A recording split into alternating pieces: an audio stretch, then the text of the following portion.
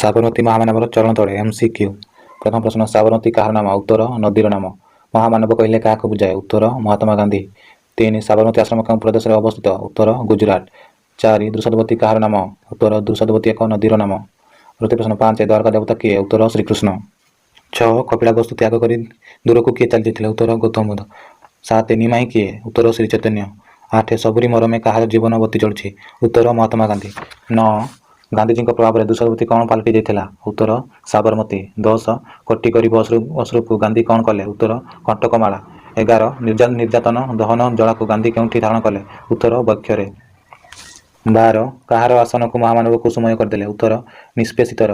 13. ଦୀନବନ୍ଧୁ ବୋଲି କାହାକୁ ସମ୍ବୋଧନ କରାଯାଇଛି? ଉତ୍ତର, ମହାତ୍ମା ଗାନ୍ଧୀ।